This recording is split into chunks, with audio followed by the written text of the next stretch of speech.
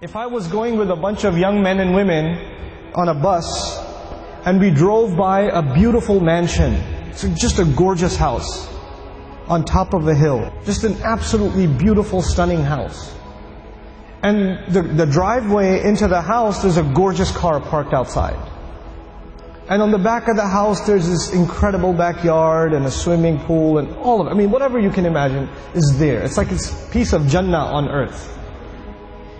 And you see the guy walking into his house. We're driving on this bus and we see this guy walking into his house. And I asked these young men and women, do you think that guy's successful?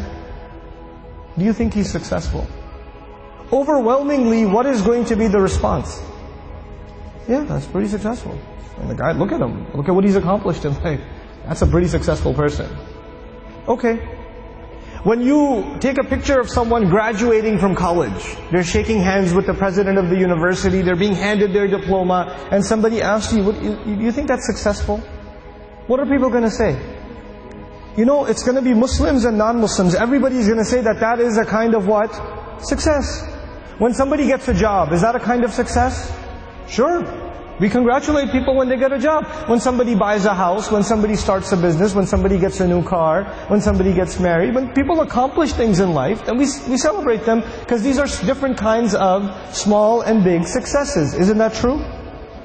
So the bus keeps driving and we see a man, a homeless man, who's living in a cardboard box on the street. And he looks like he's wearing clothes from a couple of years. And you don't want to go close to him because of the smell. And I ask my students, do you think that guy's successful? What do they say? I say, he's not successful. Now imagine if I was riding in this bus, but in this bus there were not Muslim boys and girls, but they were Christian boys and girls, or Jewish boys and girls, or atheist boys and girls, or agnost boys and girls, or Buddhist boys and girls. And I asked them the same exact question. Do you think their answers would be the same?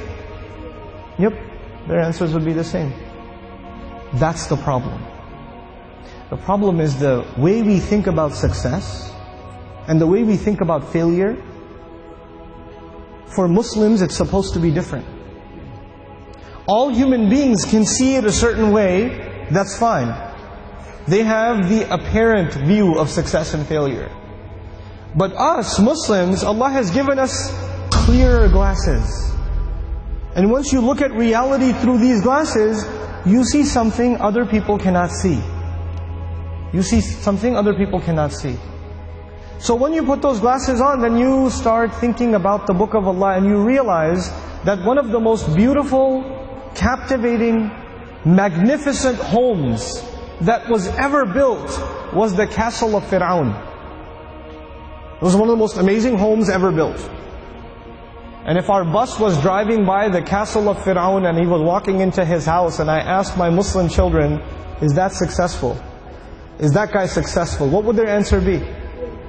Fir'aun is not successful. He's one of the worst losers in all of human history. Isn't that the case?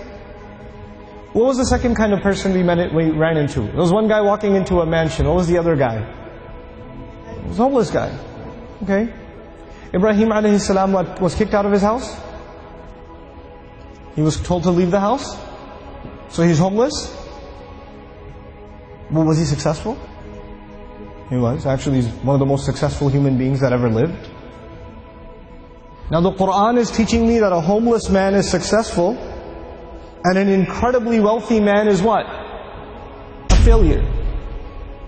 You know what the Qur'an is teaching me? The Qur'an is teaching me that success has nothing to do with wealth. And failure has nothing to do with poverty. Success and failure are different concepts for us than they are for everybody else.